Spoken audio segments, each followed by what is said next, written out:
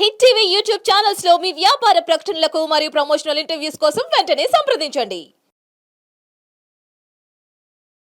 ఎప్పటిలాగే వాళ్ళ సమస్యని మీతో చెప్పుకోవడం కోసం ఒక కాలర్ లైన్ లో ఉన్నారు, వారితో మాట్లాడతారు.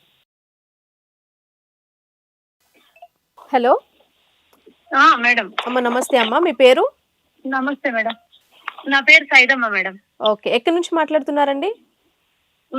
మేము నాగోల్లో ఉంటాం మేడం. ఓకే, రమ్య గారు ఉన్నారు, మాట్లాడండి. మేడం.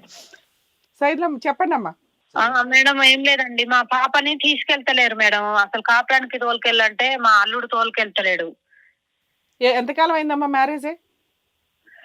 మ్యారేజ్ అయ్యి 4 సంవత్సరాలు అవుతుంది మేడం. ఇప్పుడు కేసు పెట్టి 1.5 సంవత్సరం అవుతుంది మేడం. అబ్బాయి ఏం చేస్తాడు, అమ్మాయి ఏం చేస్తుంది? అమ్మాయి అంత ముందు చదువు ఆపేసి పెళ్లి చేసినాం మేడం. ఏం ఇప్పుడు చదువుకుంది? మళ్ళా ఆ బాబు చదువుకుంటా నాకు జాబ్ వస్తుందని అప్పుడు మాతో చెప్పారు మేడం. ఇప్పుడు అమ్మాయి ఏం జాబ్ లేదు, ఏం చదువుకుంది? లేదు, చదువుకుంటున్నాడు. అమ్మాయి ఏం చదువుకుందమ్మా? మా పాప ఫస్ట్ ఇయర్, సెకండ్ ఇయర్ అయిపోయింది, మళ్ళీ ఇప్పుడు డిగ్రీ చేస్తుంది మేడం. అంత చిన్న అమ్మాయికి ఎందుకు పెళ్లి చేసావు? ఇక వాళ్ళు కొంచెం దగ్గర వాళ్ళు మేడం, భూమి ఉంది బతుకుతారులే అని చేసినాం గానీ అంతా రివర్స్ అయింది మేడం. ఇప్పుడు అంతా ఆగమాగం అయిపోయింది. అతను ఏం చేస్తాడు? ఆయన ఏం లేదు మేడం, అంత ముందు నాకు పోలీస్ డ్యూటీ చేస్తా అని మా ఆయన తీసుకొని పోయి 10,000 కట్టించిండు సెలక్షన్ కానీ. ఆ 10,000 కట్టి వచ్చినాక మమ్మల్ని నమ్మియడానికి ఒక 4 రోజులు పోయిండు మేడం.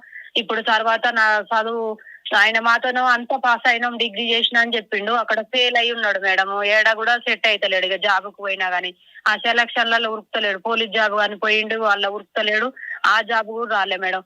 అలా మేమన్నా అంటే మాకు భూమి ఉంది, భూమి చేసుకొని బతుకుతారు, 14 ఎకరాల భూమి ఉందా అని అన్నది. సరే అట్లా బతికినా సరే అని అంత ముందు హైదరాబాద్ ఉంచుతాం అని మాట్లాడారు మేడం. ఇప్పుడు ఊర్లోనే ఉంటాడు నా కొడుకు, అక్కడ చేయలేడంటే సరే అనేసి ఊర్లో కూడా పిల్లని ఉంచిన మేడం. సంవత్సరం ఉంచితే ఇంకా సంవత్సరం తర్వాత ప్రెగ్నెన్సీ వచ్చేసింది పాపకి. ఆ ప్రెగ్నెన్సీ లా ఏమైందో ఏమో మేడం, కోటి హాస్పిటల్లో చేర్పించినాం. ఇంకా 10 నిమిషాలు అయితే డెలివరీ అవుతుంది అనే ముందట బాబు కడుపులనే చనిపోయిండు మేడం.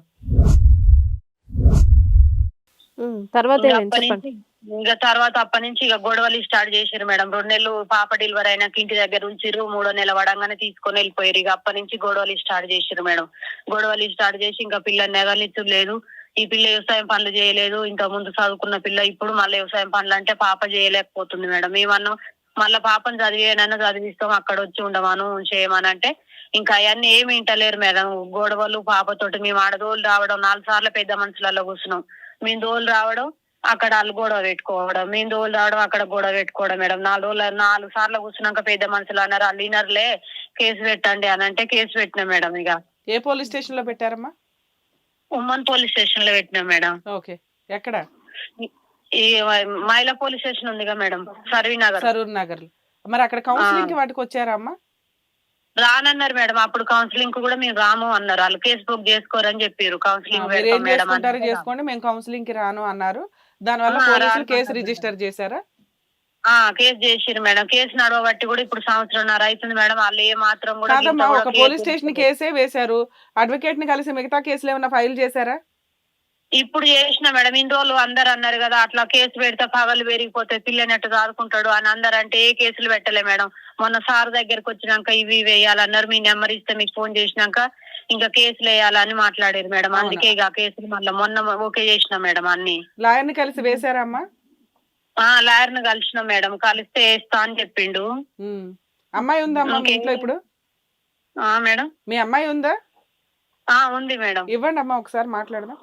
మాట్లాడినాను. Hello madam.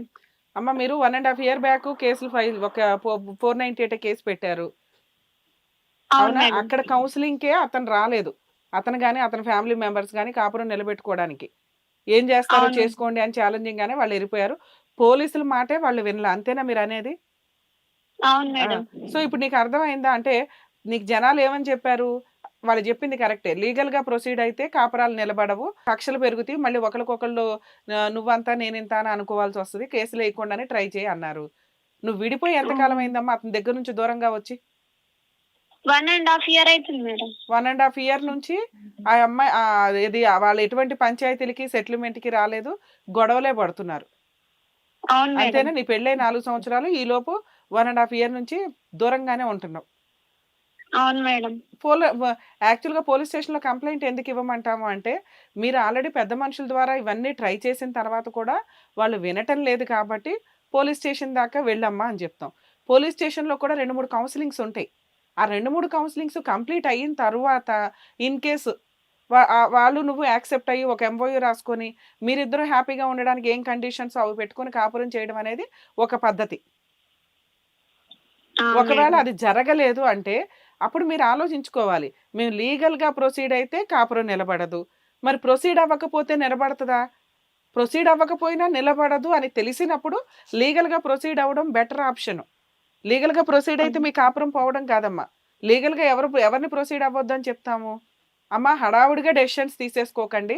మీకు కాపురం కావాలా వద్దా? కావాలండి. కావాలంటే అసలు లీగాలిటీయే వద్దు. పెద్ద మనుషుల ద్వారానో చుట్టాల ద్వారానో 1-10 సార్లు ట్రై చేసుకోవాలి. చేశారు. చేసిన తర్వాత కూడా నిలబడకపోతే మీకున్న లీగల్ హక్కులని వాడుకోవాలి. నువ్వు చేసినా చేయకపోయినా ఊడిపోయిన కాపురం అరే చేస్తే పోయింది అనటానికి కుదరదు ఇంకా. ఇప్పుడు నీ హక్కులు వాడుకున్నావు అనుకో, ఆటోమేటిక్గా వాళ్ళలో భయం స్టార్ట్ అవుతుంది. నిన్ను నీ జీవితాన్ని నాశనం చేసినందుకు వాళ్ళు కోర్టు చుట్టూ తిరగాల. నీకు రూపాయి ఖర్చు అయితే వాళ్ళకు ఒక 4 రూపాయలు ఖర్చు అవుతుంది. అలాగే కోర్టు నీకు మెయింటెనెన్స్లు ఆర్డర్ చేస్తారు. నీ జీవితం నాశనం చేసినందుకు వాళ్ళకి పనిష్మెంట్లు కూడా జరుగుతాయి. అర్థమవుతుందా? సరే ఇలా ఫైట్ చేసుకుంటూ వెళ్ళావు. నీ హక్కులు నువ్వు వాడుకోవడం బెటర్ ఆప్షను.